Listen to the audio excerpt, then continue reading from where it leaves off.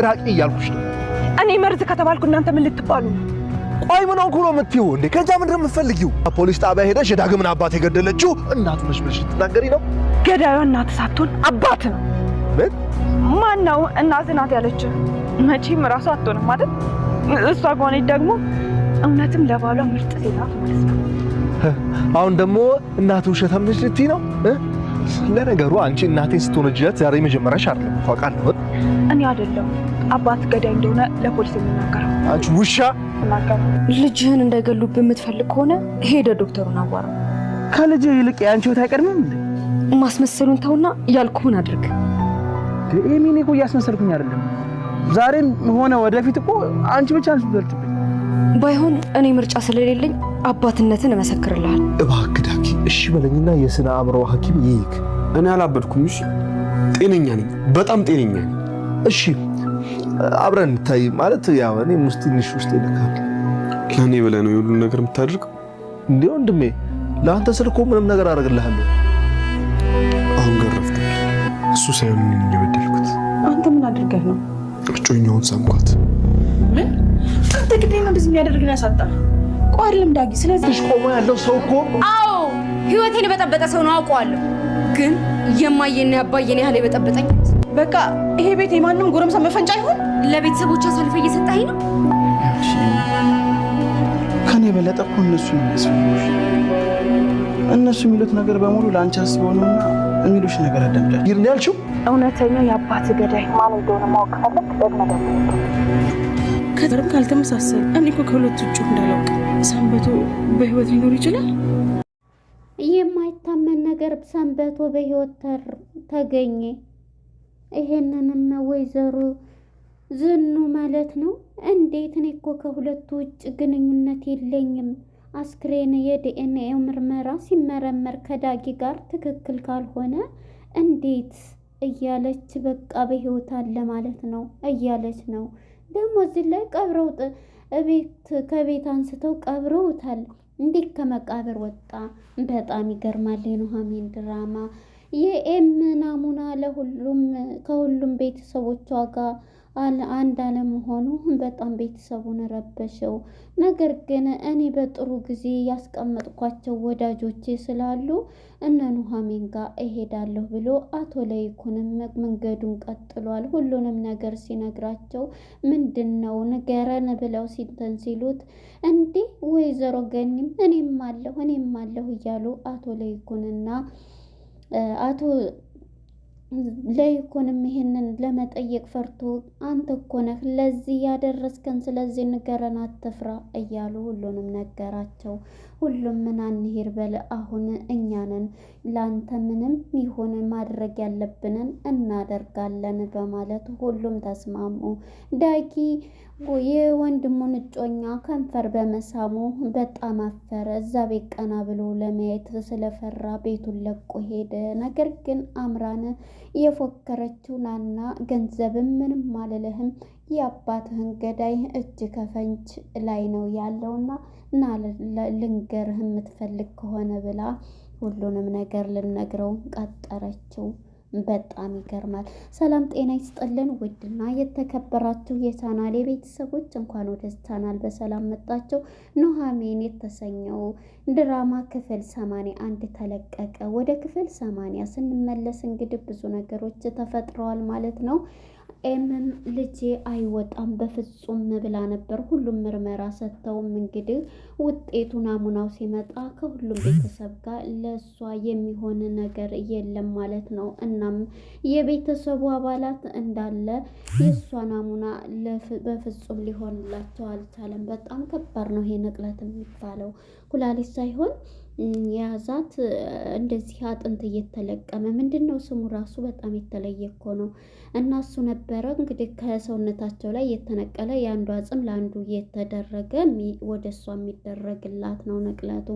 እሷም እንግዲህ ወደ ይሄን ነገር አልቀበልም በማለት አቶ ለይኩንም እንግዲህ ልጁ እንዲወርድን መድኃኒት አለ ብለው ከዶክተሩ ጋር ተነጋግረው ጨርሰዋል ማለት ነው። ዶክተሩም ኦኬ በማለት አቶ ለይኩን ሀሳቧ እሷ ከምትሞት ልጇ ይሙት ብለው ወስነዋል ማለት ነው። ይህን ነገር እንግዲህ ልጄን ማቀፍና መሳም እፈልጋለሁ ያለችው ኤም ማለት ነው። ይህን ነገር በፍጹም እዚህ ላይ ደግሞ አባትም ቢሆን ግዳጅ አለበት ብላ ሁሉም ቤተሰብ ሊያስወጡት ስለወሰኑ ወደ ኤርሚያስ ጋር ለመደወል ፈልጋለች ማለት ነው። መጀመሪያ እንግዲህ ወደ አምራት ጋር ስንመጣ አምራት እንግዲህ አሁን ላይ ጎዳና ነው የምትኖረው። ምግብ ስታይም እየቀማች እየበላች ነው ማለት ነው። ኤርሚያስ ከመኪና ውስጥ ሆኖ ምግብ እየበላ ስታየው ከመኪናው ከፍታ ምግቡን ቅምት አድርጋ መኪናው ላይ ቁማ እየሳቀች እየበላይ ነበረ።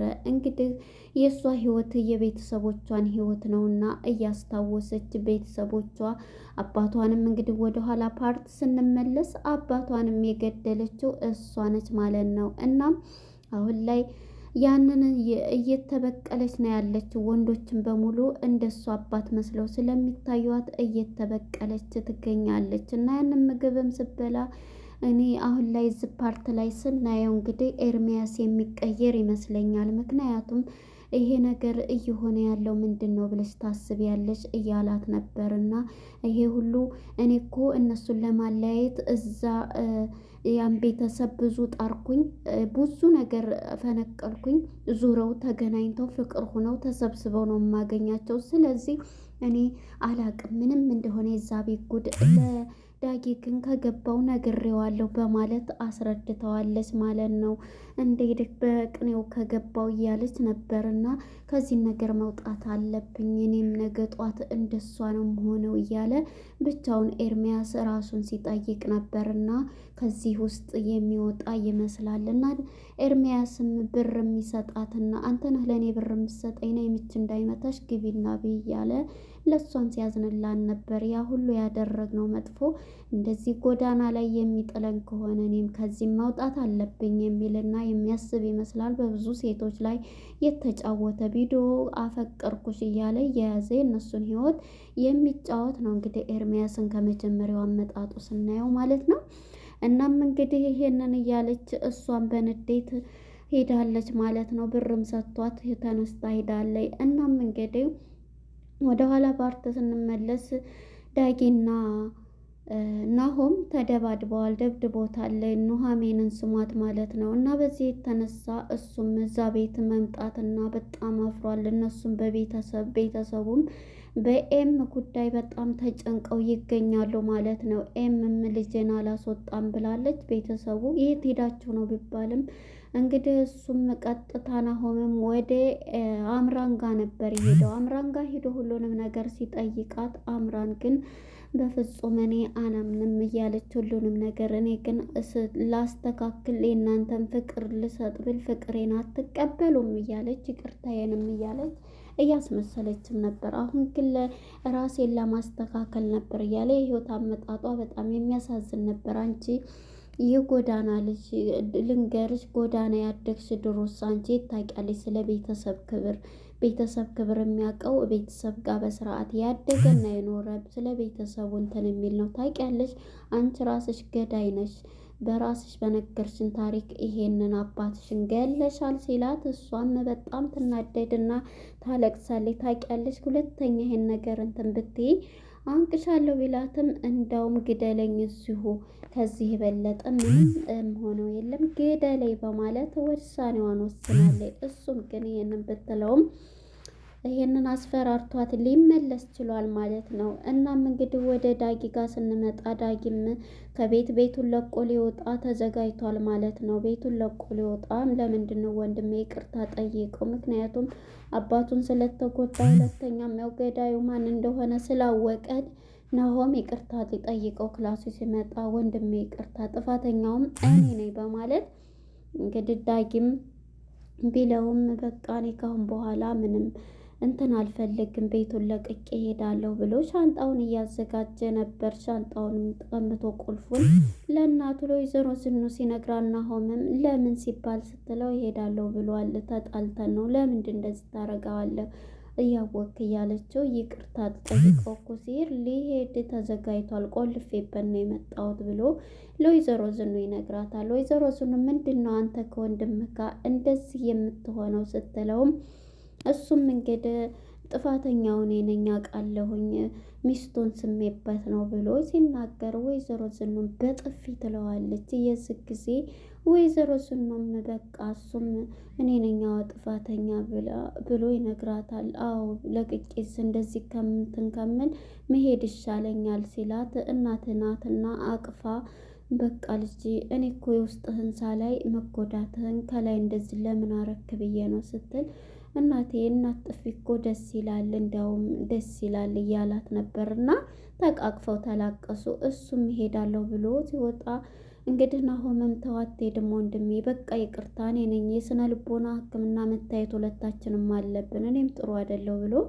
የእሱን እንትን እንደሌለት አይ ለእኔ ብለህ ነው ወንድሜ አውቃለሁኝ ደግሞ ለዚህ ዝኩኝ ተመጎዳ ብዙ ልቤ ተጎድቷል። አሁን ረፍዷል ሁሉም ነገር አባቴን አጥቼ ደግሞ አጥቼ ፍቅረኛ ኑሐሚንም ስለዚህ መሄድ አለብኝ ብሎ ውሳኔውን እናትየዋም ይሄድ አለች። የዚህ ጊዜ እማዬ ለምንድን ነው እንደዚህ የምትይው ቢላትም አሁን እናቱንም ቤተሰቡን አባቱን አቶ ገዳዩ ጋር እንትን ከሚል ይሄድ ነበረ ያለችው ማለት ነው።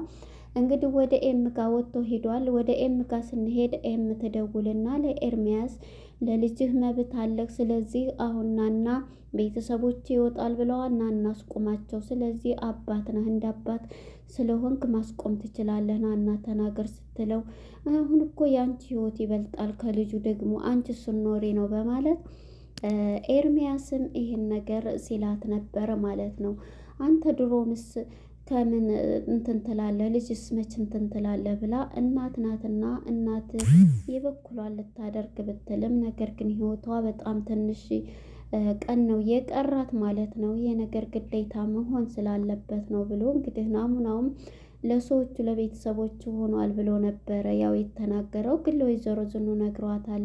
እኔ ጓደኞችን እጠይቃለሁ እያለ ነው የነበረው። ቀጥታ እንግዲህ ለወንድሜ ለአቶ ለይኩን ምንም ነገር ሳልሆንለት እግዚአብሔር ይማረልክ ከማለት ውጭ እያለ ተሰማም ብዙ እየታገለ ነውና ይሄን እያነሳ ከድንገት እንግዲህ አቶ ለይኩን ከነኑሐሚን ቤት ይሄዳል። ሁሉም እንግዲህ አሁን እንኳን ቸግሮኝ ነው የመጣው ሲል እንዴ አንተ ፈልገህ ይሄ እኮ ሁሉ ቤተሰብ በአንተ ምክንያት ነው እንዲህ የተሰበሰበው፣ እንዴትስ አንተ ፈልገህን እንዴት እማንሆነው ነገር አለ በማለት ሁሉንም ነገር ይነግራቸዋል ማለት ነው። ሲነግራቸውም እኔም አለው ገኒም አቶ ለይኩንም ሁላቸውም እኛም አለን እኛ ይመሳሰል እንጂ እያሉ ሁላቸውም እሺ ብለው ተቀብለውታል። በእውነት በጣም ፈርቼ ነበር ስጠይቃቸው አሁንስ እንዴት ብዬ ለእንትን ልበላቸው እናንተ ግን ላደረጋችሁልኝ እያለ ደግሞ ይሆን እንጂ ለዚህ እያለች እንደው የገነት መቀየር ግን አይገርማችሁም? ሰው ለኬ ይቀየራል በሁሉም ነገር እና ወይዘሮ ገኒ የምሻለች እኔ የምሰጣለሁ አቶ ለይኩንም ማን ነው አቶ ተሰማም ይሄም ሰጣለሁ እያለ ነበር ማለት ነው። እንግዲህ የዲኤንኤ ውጤት የዳጊና የአቶ ለይኩን ዲኤንኤ ውጤት ዛሬ ነው ውጤቱ መስሚው አይደለ እያለ ለሱ ትነግረዋለች ለለይኩን ማለት ነው። ዝኑ እንዴ አሁን በዝበት ተጨናነቀ ጊዜ ይሄንን ትነግሪኛለች እያላት ነበረ። እንዴ ቢሆንም ያው ልጅህ መሆኑንም ያማዋቁ ብዬ ነው። አሁን ደግሞ በዚህኛው ጭንቀት ገብተናል። እኔ አንቺን አምንሻለሁ። እኔ ካንተና ከሱ ውጭ ምንም ነገር የማቀው ወንድም ሆነ ሌላም የለው እንድታቅ ብዬ ነው ውጤት ያንተንና የሱን ናሙና የዲኤንኤ ውጤት ሰጥቻለሁ ስትለው ነበርና እሺ ይሁን እኔ እኮ አምንሻለሁ ብሎ ተቃቀፉን ወይዘሮ ዝኑና አቶ ለይኩን ማለት ነው። እንግዲህ የዲኤንኤ ውጤት እንትን ካላለ አንድ አይነት ካልሆነ በቃ ማን ነው እንትና በህይወት አለ እያለች ነበር። እንግዲህ የመጣው ውጤት አባት አልሆነም እንግዲህ ብለን ነው የምናምነው። አቶ ማን ነው ለይኩን ማለት ነው የዳጊ አባት አልሆነም። እናም የዚህ ጊዜ እንዴት እያለች እሷን በጥያቄ ውስጥ ነው ያለች። ወይዘሮ ዝኑ አቶ በሰንበት አልሞተም ተተቀበረበት ተነስቷል ማለት ነው ብለን የምናስበው እንግዲህ አለ ማለት ነው እያለች ነበር ወይዘሮ ዝኑ ያለቀው። እንግዲህ ዳጊ ማን ነው ኤርሚያስም ከነ ኤም ቤት መጥቶ ሁሉንም ነገር ኤም ያንቺ እኮ ህይወት ይበልጣል ከሁሉም ነገር እያለ ምን ልታደርጊ ነው እሱን የጠራሽ እያለ እኔም እኮ እሱም አባት እስከሆነ ከቤተሰቦቼ እንደዚህ ከምፈርዱብኝ እሱም ከዚህ እንትን አላለም አልበደለኝም። ስለዚህ እሱም የአባትነት ድርሻውን አይቻልም ሊል ይገባል ብላ ተነሳች ማለት ነው። ኤም ማለት ነው ግን ተዝግቢ ውጣልኝ ምን አባክ ልሰራ መጣ በማለት እንግዲህ የእህቴን ህይወት ካበላሽ በኋላ ብሎ ወንድም ጠበቃ ደግሞ እንግዲህ ናሆምም ያለ ውጣ ብያለሁ ሲል ለኤም ነግሯት በቃ ካንቺ ህይወት የሚበልጥ እኮ የለም አንቺ ስኖሪ ነው ሁሉም እና ስለዚህ ከሆነ ይሁን በቃ ይውጣ እያላት ነበር ማለት ነው። እንግዲህ የወይዘሮ ገኒና የኑሐሚን አባት ናሙና አንድ አይነት ካልሆነ ግዴታ የኤርሚያስ ይሆናል ብለን እንጠብቃለን ማለት ነው። ለነበረን ቆይታ እናመሰግናለን። ቀጣይ ክፍል እስከምንገናኝ ድረስ መልካም ጊዜ ብለን እዚህ ላይ እንጨርሳለን። ባይ ባይ።